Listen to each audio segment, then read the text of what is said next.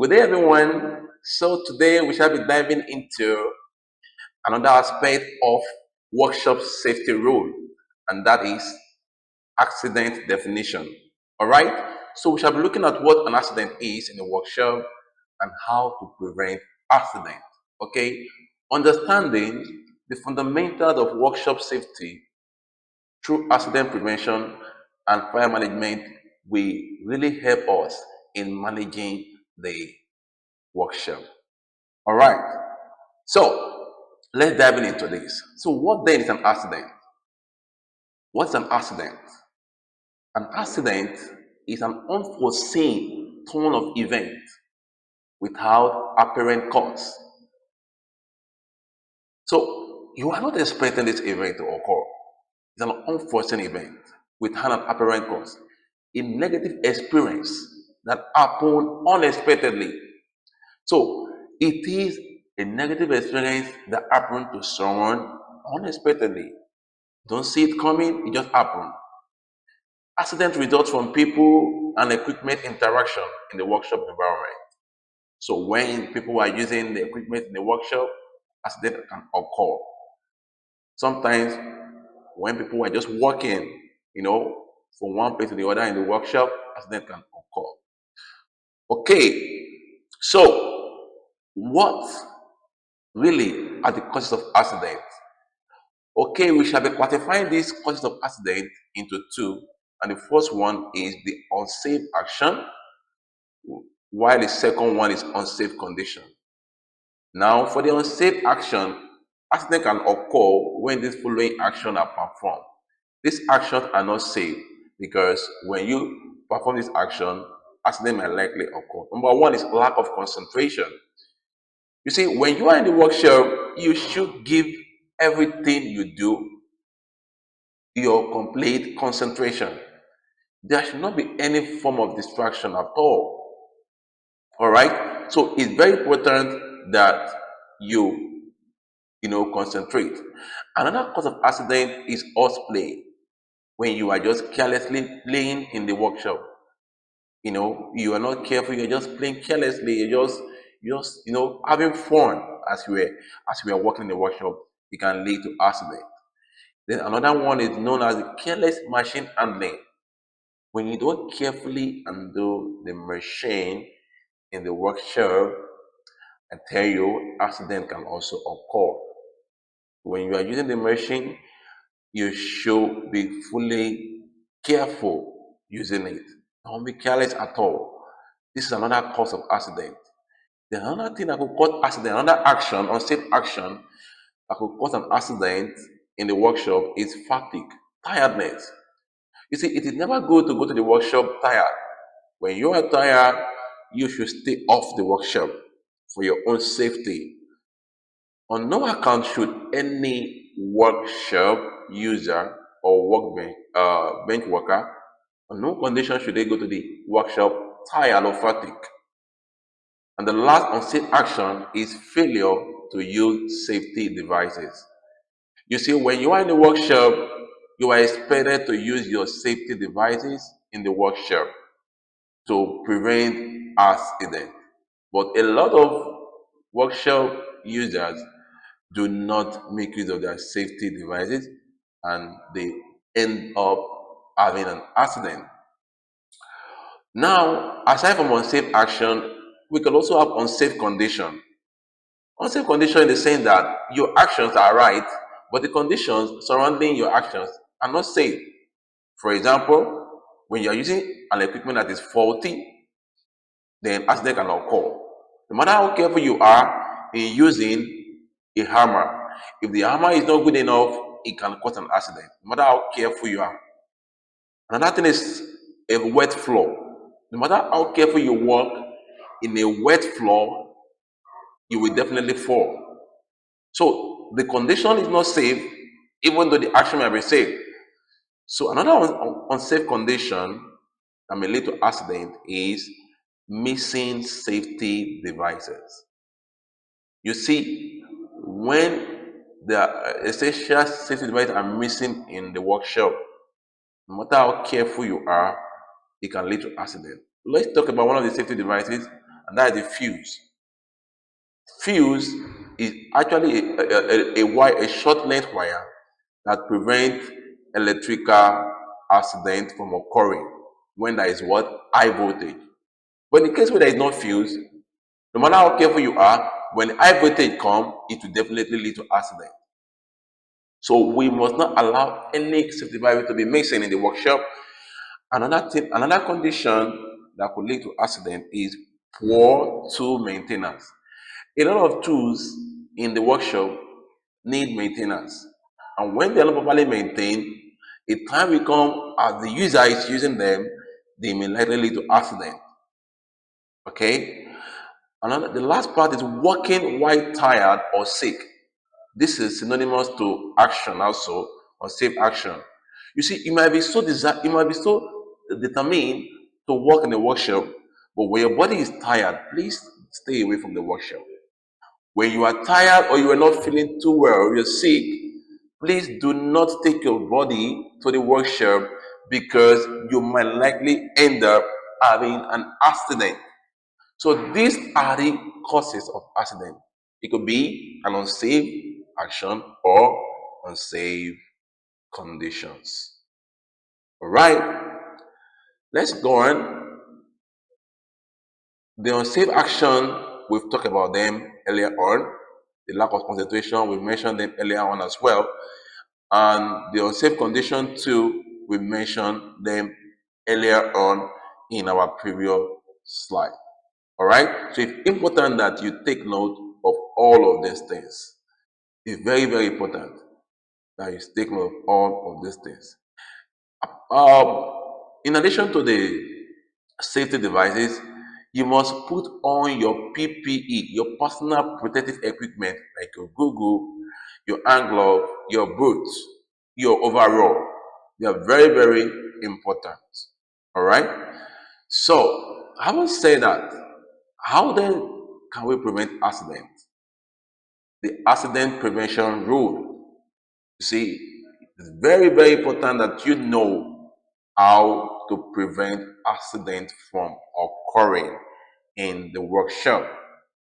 The first prevention rule is keep workshop clean and tidy. On no account should you have your workshop untidy or dirty.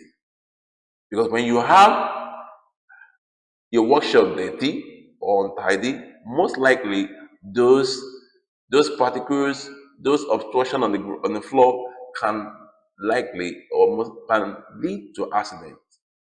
Can likely lead to accident. So, firstly, keep workshop clean and tidy. That's the first prevention rule. Organize all your equipment in a well structured storage. Then secondly is dress safely and use proper tools. When we talk about dressing safely, you put on your overall, you put on your helmet, as you can see there, you put on your nose masks, you put on your hand glove, you can see it here. All of this is to prevent accidents. So you properly dress and then use the proper tool. Where you need to use hammer, don't use plier. Where you need to use plier, don't use hammer. You should use the proper tool. Where you need to use screwdriver, don't use nail. Because when you use the wrong tool, you might likely have an accident. When you do not dress properly, you might likely have an accident. All right. Thirdly, to prevent accident, the third rule is work safely with machine and electrical equipment. When you are working with a machine, please follow the instructional manual of the machine. Do not violate the rules in the manual to prevent accident. Follow the machine instruction and carefully use the equipment. And lastly, maintain constant vigilance. You see, when you are in the workshop, you must be very vigilant. You must not be careless, you must not be carried away. Anything could happen in the workshop, so you must be at alert. Anytime, any moment, no any form of horseplay at all. The workshop is never a playground, so you don't go to the workshop to play. If you want to play, then you go to the playground or you go to the football field and have fun. But when you come to the workshop, it's a business place. So you mean business there. So please maintain constant vigilance when you are in the workshop to prevent accident. Right? So these are the 4 accident prevention rules when you are working in the workshop. All right. So let's talk about some of the accident that may occur in the workshop, and that is fire accident. And this fire accident are of 2 types. We have the electrical fire. This is caused by short circuits, poor wiring, overloading, and improper connection.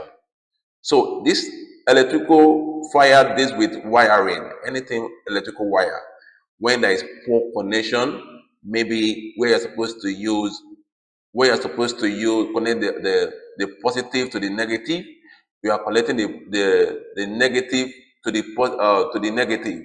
Okay, so when you don't follow the rules of connection, it might lead to accident. When you also short circuit is where you are supposed to have a load in between 2 terminals, and you remove the load and connect them together, it may lead to accident. Or when you overload the wires with different gadgets, it might lead to accident. But anything that deals with electrical wire can lead to electrical fire. On the other hand, we have what we call the chemical fire. The chemical fire is different from the electrical fire because this is caused by flammable substance like gas. So these are fire that come from gas, from oil, or from grease. You see this diagram here, this example of chemical fire because it's coming from gas, coming from oil. You see it here. So, but you can see this one here, this is electrical fire because it's coming from electrical bulb. So all of this, you have to know the type. And why should you know the type of fire? Because you need to know the way to turn off the fire. And if you don't know the particular fire and you adopt the wrong method, the fire might not be turned off. Okay? Now, electrical fire prevention and response.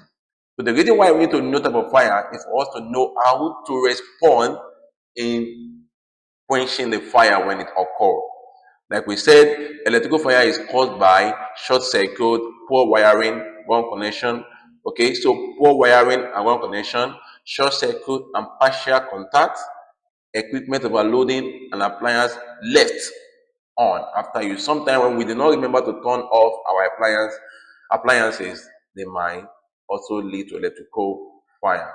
Now, how do we now turn it off? Very simple. We use this equipment called fire extinguisher along with water or dry sand to combat the electrical fire. So you use water or dry sand to combat electrical fire with the use of fire extinguisher. So when you bring up your fire extinguisher, you take your dry sand along with it to combat electrical fire. This is only applicable to electrical fire. Then, what if we have chemical fire? How do you go about that? How do you turn off chemical fire? All right, when there is chemical fire, the method is different. Okay, like we said, this is caused by either gas or oil or grease that are stored in the workshop. Now, when you see chemical fire, please do not use water. Never use water or chemical fire. If you do, it will aggravate the fire and it will get more intensified. So, chemical fire can never be turned off by water. Water worsens the situation. So, what do when you have chemical fire? You use either foam from a soapy water or dry sand or gas extinguisher. But that's what we call gas extinguisher. It's different from fire extinguisher. So when you use gas extinguisher, it helps in turning off chemical fire. So the first thing is to be sure when you're going to turn off any fire, make sure you identify the chemical hazard. What particular chemical is causing this fire? Then you can now go ahead to use the correct fire extinguisher agents such as your foam or your dry sand. Never use water, like we said earlier. no matter how the fire may be so much, do not use water to turn off chemical fire. Yes, so I will say this. What then have we learned today? In summary, or our takeaway today, number one, we talk about prevention of accident. To prevent accident, you should maintain focus, follow safety rule, keep equipment maintained, and dress appropriately. And then we also look at the root cause of accident.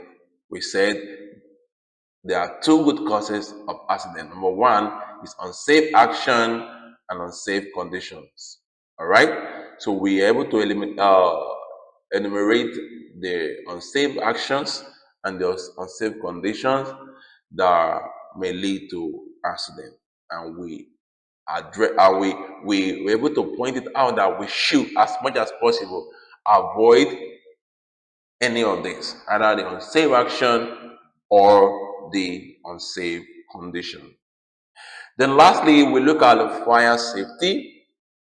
We said you should know fire types before you turn the fire off, whether it is chemical or it is electrical. And we emphasize that whenever it is chemical fire, do not, on no account, use water to turn off the fire. All right. I hope you learned something today. So we are going to be doing the cutting here now. Until then, have a wonderful day. Thank you for listening. Bye.